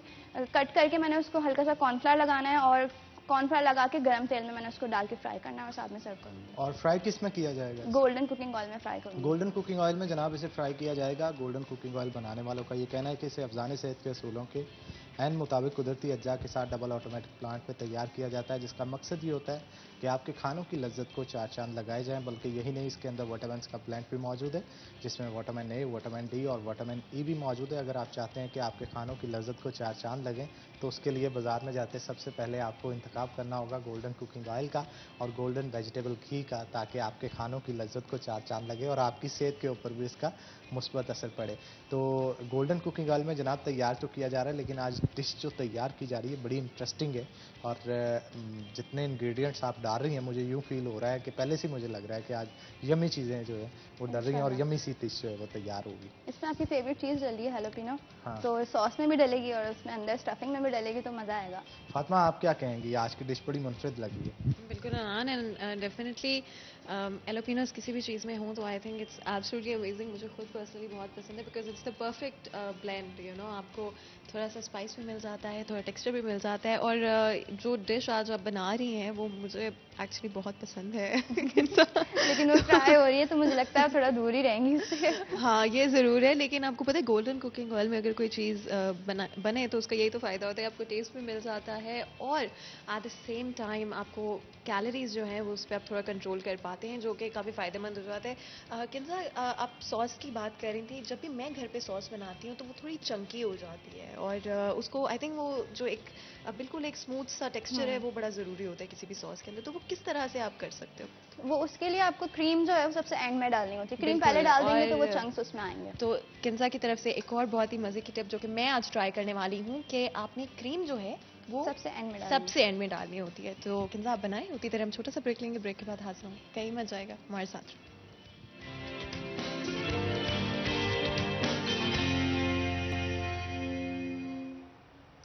वेलकम बैक नाज़रीन, ब्रेक के बाद खुश आमदीद। नाज़रीन, आप कुछ हेल्थ के हवाले से, ख़ास तौर पे ख़वातीन की हेल्थ के हवाले से गुफ्तगू करेंगे। पॉलीसिस्टिक ओवरी सिंड्रोम जो है वो आजकल ख़वातीन में बहुत ज़्यादा पाया जा रहा है, जिसकी वजह से इनफर्टिलिटी जो है वो बहुत सारी ख़वातीन के अंदर देखने को मिलती है। उसे डाइट के साथ किस तरह से कंट्रोल किया जा सकता है, किस तरह से इन तमाम बीमारियों से जो है वो बचा जा सकता है और एक हेल्दी लाइफस्टाइल को गुजारने के लिए कौन से डाइट प्लान्स हैं जो कि आपको फॉलो करने चाहिए ताकि आप एक बेहतर ज़िंदगी और बेहतर तर्ज अमल के साथ ज़िंदगी जो है वो गुजार सकें। तो इस मौजू पे आज ख़ास तौर पे गुफ्तगू करने के लिए हमने कुछ न्यूट्रिशनिस्ट हैं जिनको अपने शो के अंदर दावत दे रखी है। हमारे साथ मौजूद होंगी डॉक्टर सदफ यासीन जो कि nutritionist and weight loss expert हैं। वेट लॉस के लिए भी जनाब आज ख़ास तौर पे हम गुफ्तगू करेंगे क्योंकि ख़वातीन के बड़े क्यूरियस और सवालात हमारे शो के अंदर होते हैं कि हम क्या ऐसा करें जिससे अपना वेट जो है वो कम कर सके घर पे बैठे। तो उसके लिए भी आज डाइट प्लान जो है उस पर गुफ्तगू की जाएगा। लेकिन इसके साथ साथ डॉक्टर सईदा रामीन रियाज भी मौजूद हैं हमारे साथ जो कि कंसल्टेंट न्यूट्रिशनिस्ट हैं। तो रामीन, आपको भी वेलकम करते हैं शो के अंदर। तो पहले डॉक्टर सदफ की तरफ चलते हैं, उनसे गुफ्तगू का आगाज़ करेंगे। मैडम, क्या कहेंगे, ये खास तौर पे मंथ जो है पिकोज यानी पॉलीसिस्टिक ओवरी सिंड्रोम के हवाले से मनाया जा रहा है, किस तरह से एक डाइटिशियन जो है वो मोस्टली तो गायनाकोलॉजिस्ट इसे डील करते हैं, लेकिन अब ये जैनर भी कुछ ऐसा आ गया है, कहा जा रहा है कि डाइट के साथ भी आप इसे कंट्रोल कर सकते हैं, क्या कहेंगे? देखिए, ये जो प्रॉब्लम है ये स्पेशली एक फीमेल्स की प्रॉब्लम है जो हार्मोन डिसबैलेंस होने की वजह से होती है और आजकल हर 10 में से 8 फीमेल्स जो हैं वो इस प्रॉब्लम का शिकार हैं। पीसीओएस जो है बेसिकली एक फीमेल प्रॉब्लम है और ये इनफर्टिलिटी की सबसे बड़ी वजह बनता है और आजकल हमारी प्रैक्टिस में जो है वो बहुत सारी ऐसी फीमेल यंग गर्ल्स रिपोर्ट होती हैं जो पीकोस के साथ आती हैं, पॉलीसिस्टिक ओवेरियन सिंड्रोम के साथ। इसकी बैक बिहाइंड पे जो सबसे बड़ी रीज़न है वो ये है कि आपका वेट बहुत ज़्यादा हो जाता है। जब वेट गेन होता है तो आपके हार्मोन्स जो हैं, फीमेल बॉडी के जो हार्मोन्स हैं वो डिसबैलेंस होते हैं। फीमेल हार्मोन डिसबैलेंस होते हैं, इसके साथ साथ स्ट्रेस ओरिएंटेड पेशेंट हो जाता है और अल्टीमेटली जो है वो पॉलीसिस्टिक ओवेरियन सिंड्रोम जो है वो बॉडी में डेवलप होती है, जिसके साथ साथ क्या अलामात देखने में मिलती हैं कि फेशियल हेयर ग्रोथ हो जाती है, चेहरे पे एक्नी आ जाती है और इरेगुलर पीरियड्स का सामना फीमेल्स को करना पड़ता है। बहुत सारी ऐसी चीज़ें हैं और इसके बैक बिहाइंड पे एक रीज़न जो आती है वो आती है आपका अनहेल्दी लाइफस्टाइल, जो कि हेल्दी लाइफस्टाइल नहीं होता। हम उसमें फिजिकल एक्टिविटी नहीं करते, गुड डाइट नहीं लेते और जिसकी वजह से चलते चलते जो है ये प्रॉब्लम सीरियस होती है और ये पॉलीसिस्टिक ओवेरियन सिंड्रोम में कन्वर्ट हो जाती है। ये जेनेटिक भी हो सकता है? क्या ये फैमिली ट्री में रन करती हो अगर पीसीओएस? देखिए, 30% है कि ये जेनेटिकली भी आए, लेकिन 70% ये आपके पुअर लाइफस्टाइल की वजह से डेवलप होती है। बिल्कुल, आप भी कुछ कहना चाह रही थी। जी, तो इसमें जेनेटिक्स का भी रोल काफ़ी ज़्यादा आ जाता है कि अगर मदर को पीसीओएस है तो काफ़ी चांसेस होते हैं कि डॉटर में भी पीसीओएस के सिम्टम्स आएंगे, लेकिन हम उसे मैनेज कर सकते हैं कैसे? अगर उसका लाइफस्टाइल हेल्दी करें, क्योंकि इसकी एग्जैक्ट जो कॉज है ना वो स्टिल अननोन है। जो एग्जैक्ट कॉज हमारे पास अभी पता ही नहीं है, लेकिन जो हम प्रैक्टिशनर्स जितने भी प्रैक्टिस कर रहे हैं हमारे सामने क्या रीज़न आती है कि एक तो अनहेल्दी लाइफस्टाइल है और दूसरा लैक ऑफ फिजिकल एक्टिविटी। आजकल हमारी फिजिकल एक्टिविटी बिल्कुल खत्म हो गई है और थर्ड मेजर रीज़न वो ये आ रही है कि जो हम रात को जागते हैं और दिन में सोते हैं, उससे क्या होता है हार्मोन्स डिस्टर्ब हो जाते हैं बहुत ज़्यादा। फिर फीमेल्स में टेस्टोस्टेरोन हार्मोन है जिसकी ग्रोथ ज़्यादा हो जाती है, जिससे फेशियल हेयर्स वगैरह आना स्टार्ट हो जाते हैं, फीमेल में बाल बहुत ज़्यादा गिरने लग जाते हैं। अब तो पीसीओएस के इतने ज़्यादा केस आने लगे हैं कि आप दूर से खड़े होकर किसी फीमेल को बता सकते हैं कि इसको पीसीओएस है या नहीं है। एक और बहुत मेजर कॉज आती है कि एब्डोमिनल फैट बहुत ज़्यादा है। ओवरऑल बॉडी ठीक होगी, सब कुछ ठीक है, एब्डोमिनल फैट उनका बहुत ज़्यादा हो जाता है, तो जिससे हम बता सकते हैं कि she is suffering from PCOS. Because खवातीन के अंदर एस्ट्रोजन होना चाहिए, टेस्टोस्टेरोन जब बूस्ट करेगा वो मर्दों के लिए तो अच्छा होता है लेकिन खवातीन के लिए वो बेहतर नहीं समझा जाता। हार्मोनल इनबैलेंस की बात कर रही थी आप, हार्मोनल इनबैलेंस क्या जंक फूड की वजह से भी आपकी बॉडी हो सकता है। जो लेटेस्ट रिसर्च आ रही है उसमें एक तो हमें पता चला है कि आप डिप्रेशन की तरफ जंक फूड ज़्यादा खाने की वजह से जो यूथ है वो डिप्रेशन की तरफ जा रही है। आपने नोटिस की होगी एक चीज़ के जैसे हम जंक फूड लेते हैं एकदम तो हम बड़ा खुश होते हैं कि अच्छा जी मैंने बर्गर खा लिया तो मैं बड़ा खुश हूँ, लेकिन थोड़ी देर बाद आपके पास सुकून महसूस होता है ना वो कुछ टाइम के लिए होता है, उसके बाद आपके मूड स्विंग्स बहुत ज़्यादा होते हैं। आपने एक चीज़ नोटिस की होगी कि आजकल यूथ में मूड स्विंग्स बहुत ज़्यादा हैं। अब हर दूसरी लड़की को देखें वो कहती है कि जी मूड स्विंग्स हैं, मेरा मूड नहीं ठीक, मैं ये नहीं कर सकती वो नहीं कर सकती। ये भी एक रीज़न है पीसीओएस की, ये भी एक रीज़न है हार्मोनल इम्बैलेंस की वजह से जो फीमेल्स में आ रही है। तो फास्ट फूड का से बहुत ज़्यादा रोल है। इसी तरह जो आपके पास मेंटल हेल्थ है वो भी फास्ट फूड से इफेक्ट हो रही है बहुत ज़्यादा। बिल्कुल, और फातिमा को भी ये चीज़ मैंने काफ़ी देखा है कि समटाइम मूड जो है खाने की वजह से स्विंग हो रहा होता है। हाँ, ये वैसे काफ़ी अच्छा है ना बिल्कुल खाने से मूड का बड़ा ताल्लुक होता है, और क्योंकि स्पेसिफिकली आज तो हम पीसीओएस के हवाले से बात करें तो मैं चाहूँगी अगर डाइट से इसको कैसे कंट्रोल किया जा सकता है। एक चीज़ जो कि हार्मोन्स पर बेस्ड है या जेनेटिकली आपको पास ऑन हो रही है, तो उसको डाइट के थ्रू उसको कैसे कंट्रोल किया जा सकता है? देखिए डाइट में ये आता है कि जैसे रामीन ने अभी बात की है फास्ट फूड, ठीक है, जिस चीज़ को बहुत ट्रिगर करते हैं। अगर हम अपनी बैलेंस डाइट लेना शुरू कर देंगे तो अल्टीमेटली ये चीज़ कम होती जाएगी। अब बैलेंस डाइट में देखिए हमारे यहाँ पे मिसकॉन्सेप्ट है कि डाइटिंग में अगर हम आ गए हैं तो हमने रोटी भी छोड़ देनी है, हमने ये चीज़ भी छोड़ देनी है। भाई डाइटिंग का मतलब ये नहीं है कि आपने ये चीज़ें छोड़नी है। इट मीन्स कि आपने इत्तेदाल के साथ बैलेंस वे में हर चीज़ को अपने पूरे दिन में ऐड करना है। उसमें फ्रूट्स हैं, फाइबर हैं। अगर हम पीसीओएस को ट्रीट करना चाहते हैं तो बहुत अच्छा और सॉलिड फाइबर हमें लेना है, ठीक है। उसमें वीट जो है ये सबसे ज़्यादा अच्छी एग्जांपल है जिसे हम कहते हैं बगैर चना हुआ आटा। इसमें सारे फाइबर्स A to Z जो है वो हमें मिल रहे होते हैं। और इसके अलावा आजकल हमारे जो है बहुत ज़्यादा ये चीज़ इन है, मल्टीग्रेन आटा के बारे में भी लोग जानते हैं। उसमें डिफरेंट जो है बार्ले है, वीट है, ये चीज़ें एडिशन की जाती हैं तो ये बड़ा रिच सोर्स हो जाता है फाइबर का। तो fibre is the best thing कि आप अपनी डाइट में इसको ऐड करो। और जो जंक्स हैं देखें उसका ऑल्टरनेट आता है। अगर हम जंक फूड्स की बात करते हैं, हम पिज़्ज़ा की बात करते हैं, हम बर्गर की बात करते हैं, तो उसकी जो डो है उसको हम इस तरह से जो है वो ऑल्टर कर सकते हैं कि वो हेल्दी ईटिंग में आ जाए, ठीक है। तो ये सारी चीज़ें हैं। अच्छा, ब्राउन राइस के हवाले से कुछ बताइएगा। जी, जी। मोस्टली लोगों का ये कहना होता है कि जो वाइट राइस आप यूज़ करते हैं प्योर सोर्स ऑफ कार्बोहाइड्रेट्स होते हैं, कुछ न्यूट्रिएंट्स नहीं इसमें होते। लेकिन ब्राउन राइस अगर आप यूज़ करते हैं तो उसके लेयर के ऊपर न्यूट्रिएंट्स और बहुत सारी चीज़ें जो है वो मौजूद होती हैं। पॉलिश नहीं किया जाता उस राइस को, अनपॉलिश्ड होते हैं ना ब्राउन राइस जो हैं। और जो वाइट राइस है इसमें बहुत ये हैवी और कार्बोहाइड्रेट्स का ये सोर्स है, रिच सोर्स है, ठीक है। जब हम बात करते हैं हमारे यहाँ पे एक बड़ा कॉमन कंसेप्ट है कि हम अगर राइस को बॉयल करके उसका पानी गिरा देते हैं तो वो हेल्दी हो जाते हैं। ऐसा नहीं है, बल्कि इस तरह से है कि राइस के ऊपर बहुत सारी तहें, लेयर्स होती हैं, ठीक है। उसको जब हम बॉयल करते हैं और उसको छान लेते हैं तो उसके न्यूट्रिएंट्स ज़ाया हो जाते हैं। अगर आपने उसको लेना है तो वो होल फॉर्म में लें और थोड़ी सी उसकी क्वांटिटी कम कर दें। अपने लाइक प्लेट में उसका जो पोर्शन है वो थोड़ा कम कर दें और उसके साथ आप कोशिश करें कि रॉ फॉर्म में वेजिटेबल्स ऐड करें ताकि वो एक अच्छा कॉम्बिनेशन आपको मिल जाए। जैसे हम बात करते हैं फ्रेश फूड वेजिटेबल सैलड की बात करते हैं, उसमें थोड़ा सा कुकम्बर है, कैबेज है, सिलरी है, उसमें ये चीज़ें ऐड कर सकते हैं। तो it would be a good source कि आप इसको जो है वो एक हेल्दी कॉम्बिनेशन में खा सकते हैं। यहाँ पे मैं लाजमी तौर पे मेंशन करता चलूँ, ख़वातीन अपनी हेल्थ के हवाले से और डाइट प्लान के हवाले से लाइव शो के अंदर कॉल कर सकती हैं। उसके लिए नंबर आपकी स्क्रीन के ऊपर दिया जा रहा है। लाइव शो में पार्टिसिपेट करने के लिए आपको इस नंबर पर डायल करना होगा और लाइव शो में आके आप अपनी सेहत से रेलिवेंट कोई भी क्वेश्चन जो है हमारे पैनलिस्ट के साथ कर सकते हैं। और मैं यहाँ ये भी मेंशन करना चाहूँगी कि अगर कोई भी जो फ़ोन करना चाहता है और वो चाहते हैं कि उनका नाम ना डिस्क्लोज किया जाए तो लाजमी तौर पे उस चीज़ का ख्याल रखा जाएगा। आपके जो भी सवाल आते हैं हमारी कोशिश होती है कि हमारे शो में हम उनको आंसर कर सकें, जो भी आपके कंसर्न्स हो।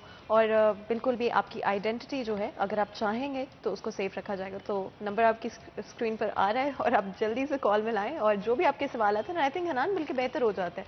बहुत सारी चीज़ें ऐसी हैं जो कि हमारी ऑडियंस जो हैं हमारे माइंड में उनकी वजह से आ जाती हैं। डिस्कशन जो है डिफरेंट डायरेक्शन में चला जाता है जिस डायरेक्शन में हम उसको लेकर जा रहे हैं। बिल्कुल, और अगर वेट लॉस करना है तो उसके लिए भी आप लाइव शो के अंदर कॉल कर सकती हैं।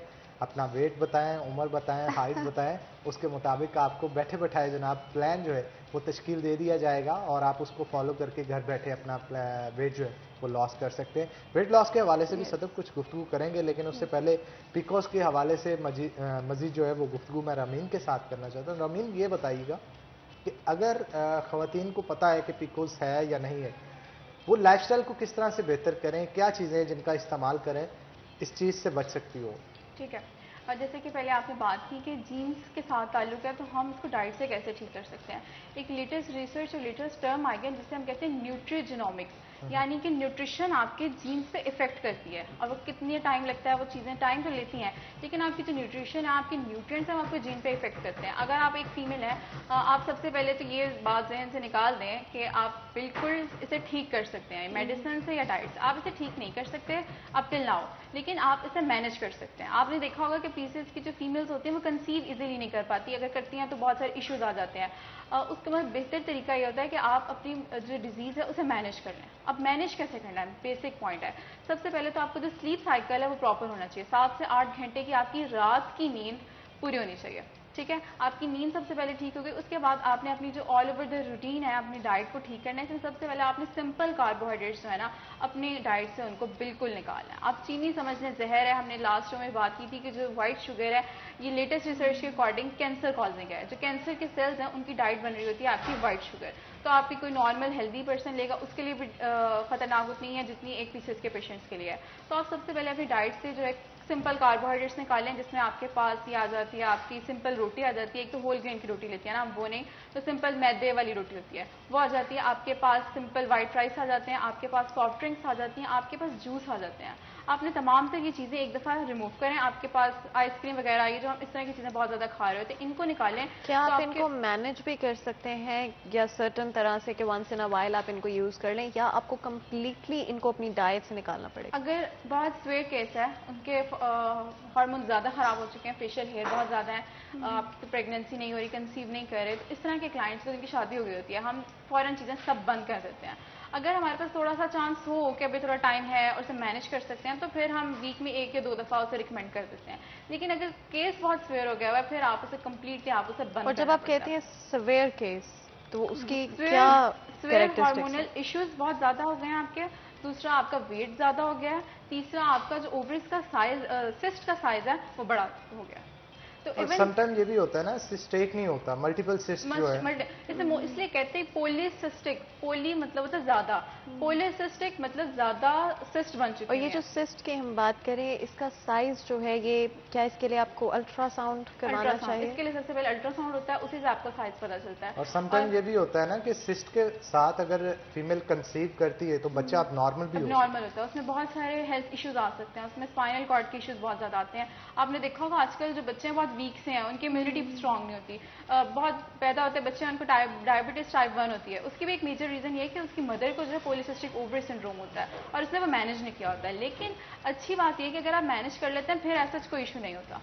तो आपको मैनेज करना इसके लिए ज़रूरी है। सबसे पहले आपने हम वो बात करते हैं सिंपल कार्बोहाइड्रेट्स निकाल दिए, उसके बाद आपने जो फाइबर जितना ज़्यादा इंटेक कर सकते हैं उसका करें। आप फ्रेश फ्रूट्स ले लें, वेजिटेबल्स ले लें, जैसे मैम ने बात की मल्टीग्रेन की, तो आप उसमें घर में भी बना सकते हैं। वो कैसे बना सकते हैं कि आप जो हम घर में आटा इस्तेमाल करते हैं वो लें, उसके अंदर जौ का आटा जो है बहुत इजीली अवेलेबल है, चीप सोर्स है, आप जौ का आटा उसमें मिक्स कर दें। आप उसमें चने का आटा जो है उसको ग्राइंड, वो भी इजीली मिल जाता है, उसे मिक्स कर दें और वो आप उसको उसकी रोटी बना सकते हैं। जौ का आटा मिक्स कर दें आप।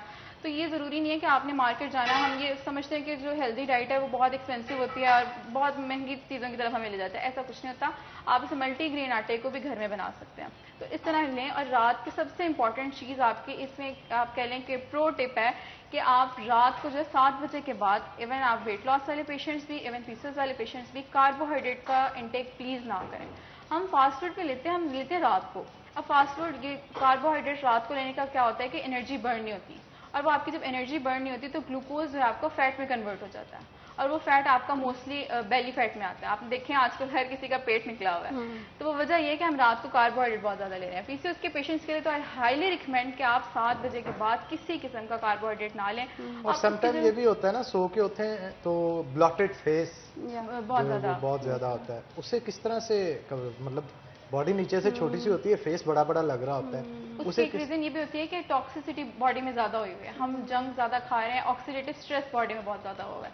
या दूसरी रीजन एक हो सकती है किसी का अगर ब्लड प्रेशर हाई रहता है, तो ब्लड प्रेशर हाई रहने की वजह से भी आप में पफनेस आ जाती है बॉडी में। तो इसका सबसे जो मेजर रीजन है ना वो ऑक्सीडेटिव स्ट्रेस है, और ऑक्सीडेटिव स्ट्रेस आपका सारा आता है फास्ट फूड खाने की वजह से। ऑक्सीडेटिव स्ट्रेस को किस तरह से रिलीज किया जा सकता है, क्या चीजें लें तो एंटीऑक्सीडेंट्स के तौर पे जो काम कर सकते हैं? अच्छा, इसके लिए सबसे ज़्यादा अच्छी चीज़ होती है एंटी इन्फ्लेमेटरी डाइट, जितनी भी आपके आती है उसमें आपका लहसुन आ जाता है, अदरक आ जाता है, आप इनका कहवा बना के ले सकते हैं। लेमन बहुत अच्छा सोर्स है जिसका आप कहवे में डाल के लें और वो यूज़ करें। एक बड़ा मिस कॉन्सेप्ट ये है कि आप उसे सुबह निहार मुँह बस ना लें। निहार मुँह ये होता है कि ऑलरेडी बॉडी में टॉक्सिसिटी ज़्यादा होती है, आप सुबह उठ के फील करते होंगे कि एसिडिटी ज़्यादा, मूड स्विंग ज़्यादा होता है, ज़रा मूड थोड़ा सा ऑफ होता है। उसकी एक रीज़न ये होती है कि बॉडी में एसिडिटी ज़्यादा है, तो आप ऊपर से और नींबू पी लेते हैं तो आप अपना काम ज़्यादा ख़राब करते हैं। तो आप दिन में सिंपल किसी भी टाइम ले सकते हैं। अगर किसी को इशू आता है कि नींबू से उसका गला वगैरह ख़राब हो रहा है तो उसके लिए ये अच्छा होता है कि आप डाइल्यूट करके ले लें, एक पूरी बोतल में 1 लेमन। बिल्कुल। और हमारे साथ हमारी कॉलर हैं हफ्सा, उनसे बात करते हैं, पूछते हैं कि क्या सवाल है उनका। अस्सलाम वालेकुम। वालेकुम अस्सलाम। कैसी हैं आप? शुक्र अल्लाह का, ठीक। आप ठीक हैं? हाँ जी, हम लोग बिल्कुल ठीक हैं। आप बताएं, आप क्या पूछना चाहेंगी हमारी एक्सपर्ट से? जी, मैं डॉक्टर सदफ से पूछना चाह रही थी कि एक आइडियल वेट क्या होना चाहिए आपके वेट के हिसाब से? बिल्कुल। और आप? मेरा जी वेट है 65। ठीक हो गया। और आपकी हाइट कितनी है? आई थिंक ये इम्पोर्टेंट होता है। 5'1" और 65 वेट। और आपकी एज कितनी है? 27। ठीक हो गया जी। अगर आप थोड़ा सा सदफ आप भी कोई सवाल करना चाहें तो कर जी बिल्कुल। Okay Hafsa, do you have any other problem? Medical issue तो नहीं है कोई आपको? यस, बैक में पेन है। ओके। और मसल्स में समटाइम पेन होता है। ओके। आर यू मैरिड और सिंगल? जी। आर यू मैरिड और single? Yes, married. Okay fine.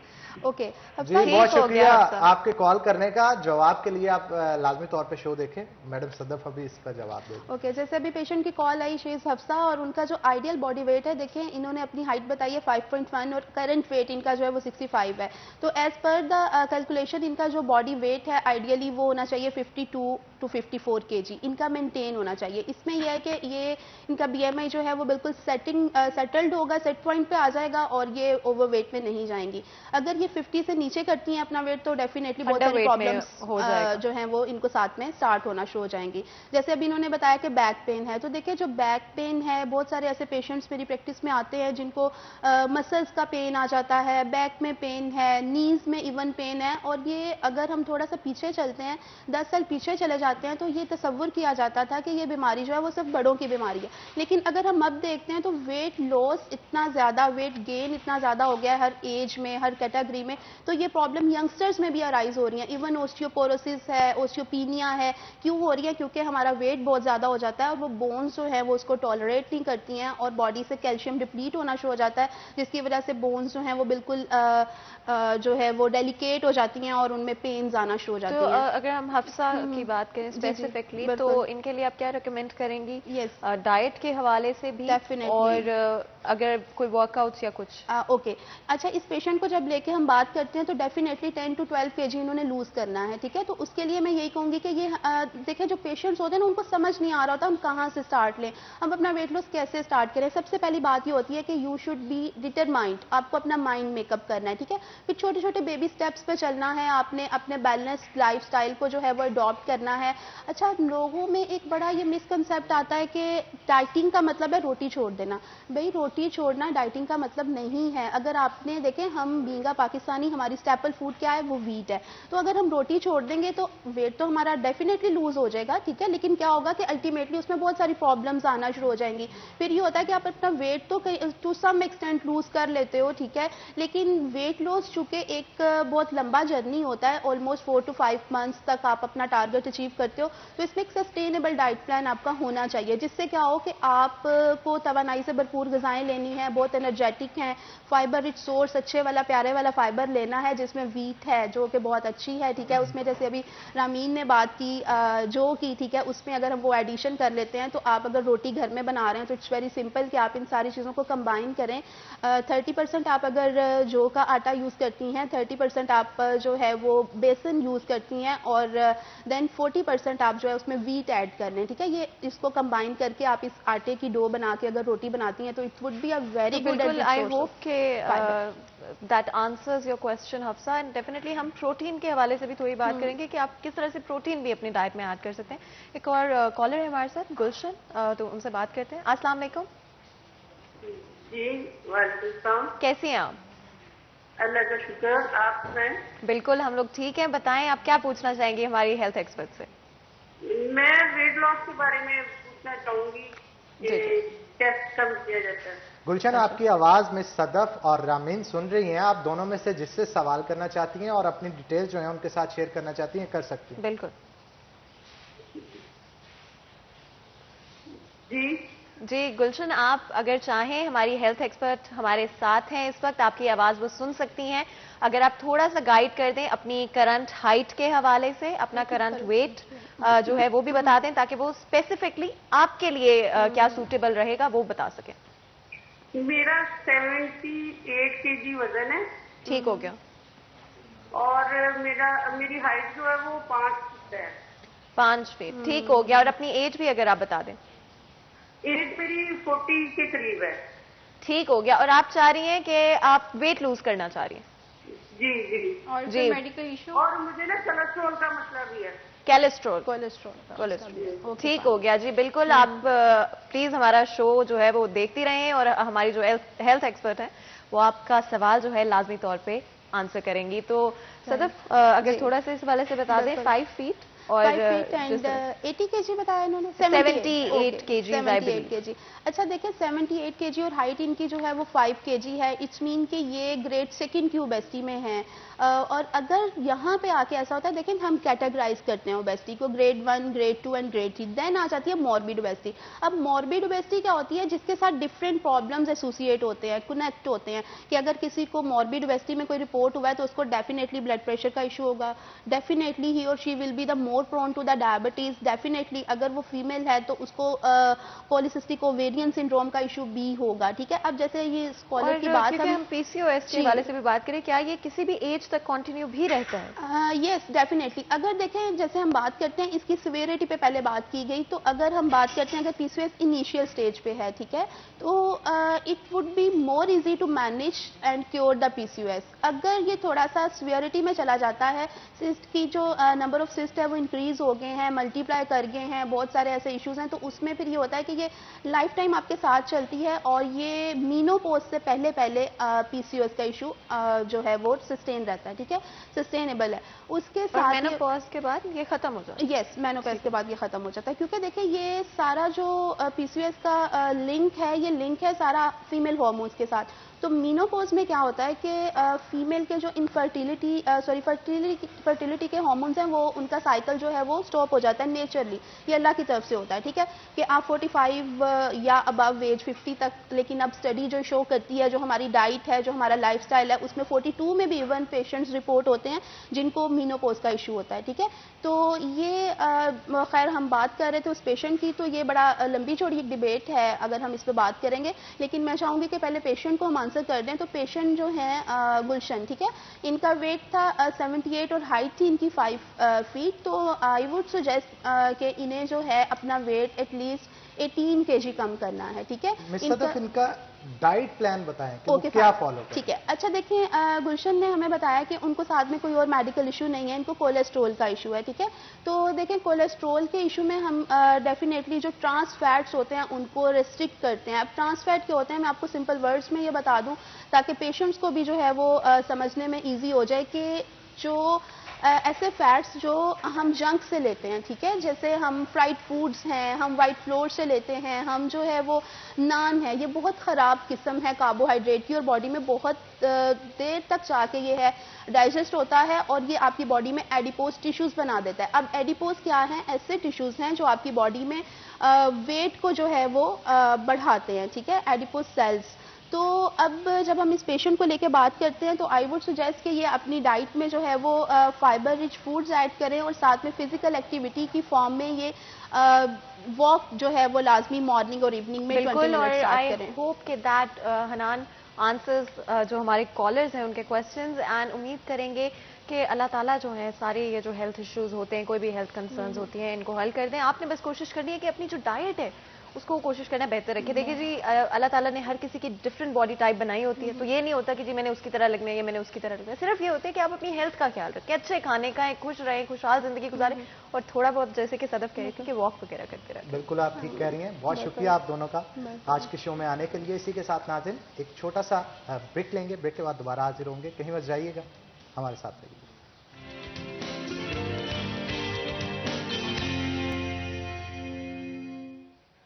Welcome back नाज़रीन, ब्रेक के बाद खुश आमदीद।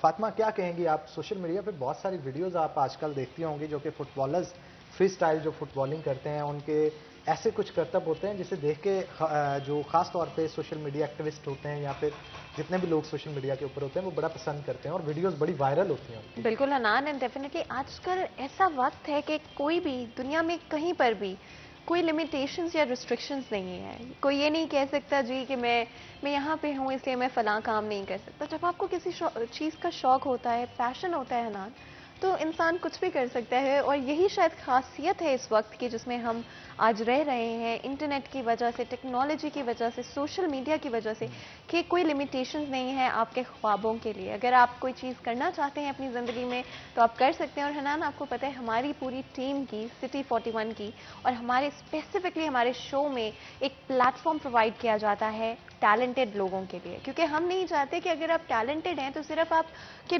दोस्तों को पता हो या आपके इर्द गिर्द के लोगों को पता हो, बल्कि हम आपके टैलेंट को शोकेस करना चाहते हैं और लोगों तक पहुंचाना चाहते हैं। क्योंकि हो सकता है कि कोई आपकी कहानी सुनकर उनका जो शौक है उसकी तरफ भी चल पड़े, उनको भी लगे कि शायद जो उनके ख्वाब हैं या जो वो करना चाहते हैं अपनी ज़िंदगी में वो हासिल कर सकें। बिल्कुल, और आज इसीलिए ख़ास तौर पे हमने एक फ्री स्टाइल फुटबॉलर हैं जिनको अपने शो के अंदर दावत दे रखी है। हमारे साथ राजा अब्बास मौजूद होंगे जो कि फ्री स्टाइलर जो फुटबॉलर हैं। वेलकम करते हैं जनाब आपको शो के अंदर।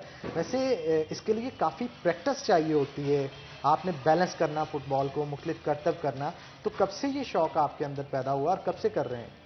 जी 2015 में मैंने एक वीडियो देखी थी, यूरोप का लड़का था वो कर रहा था, तो मैंने कहा कि हम भी कर सकते हैं, तो उससे मोटिवेट हुआ मैं।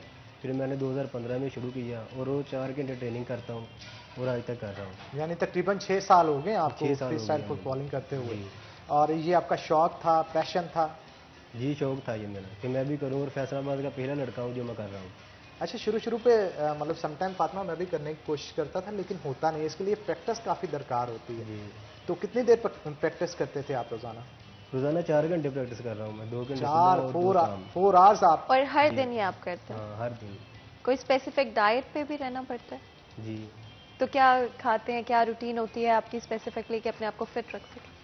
ज़्यादा केले खाते हैं, एनर्जी बाहर रहती है, और मछली का गोश्त ज़्यादा खाते हैं ताकि चुस्ती रहती है बदन में, बोर्ड को कंट्रोल करना होता है, ये ज़्यादा इस्तेमाल करते हैं। अच्छा हनान, पता है मैं भी कर सकती हूँ ये आप कर सकते हैं? इनको देख के मैं इंस्पायर हो गई हूँ, मैं मोटिवेट हो गई हूँ, मुझे लग रहा है मैं भी कर सकती हूँ, लेकिन मैं सबके सामने कोशिश नहीं करूंगी। हाँ, वो क्या से कहते कच्चा चिट्ठा खुल जाएगा। हाँ। तो मेरा ख्याल है बिना किसी देर के आप आए जनाब, कोई करतब शर्तब करके दिखाएं हमें किस तरह से फ्री स्टाइल फुटबॉलिंग करते हैं आप, ताकि हमारी ऑडियंस भी देख सके।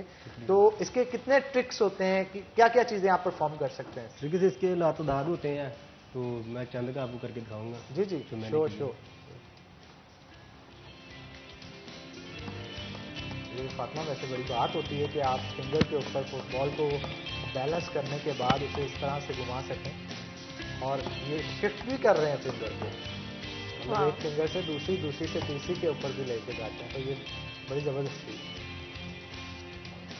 और हनान, ये बैलेंस करना is very very difficult and technical as well, क्योंकि आपको स्पेसिफिकली स्पेशली जब आप मूवमेंट कर रहे हो किसी भी तरह की, तो इट्स एब्सोल्युटली अमेजिंग। आपको बहुत प्रैक्टिस लगती है, बहुत वक्त लगता है और बड़ा कॉन्टिन्यूस एफर्ट होता है किसी भी चीज़ के अंदर। अगर आप कोई भी चीज़ करना चाहते हैं और उसमें बेहतर होते रहना चाहते हैं तो वो सिर्फ कुछ वक्त की मेहनत नहीं होती, बल्कि एक कंसिस्टेंट एफर्ट होता है ओवर टाइम, जो कि आप तभी कर सकते हैं, तभी मुमकिन है अगर आप ट्रूली पैशनेट हैं किसी चीज़ के हवाले से। पुशअप्स भी कर रहे हैं ये फुटबॉल को बैलेंस बिल्कुल, एंड एब्सोल्युटली अमेजिंग। ये बड़ा मजे का है वैसे।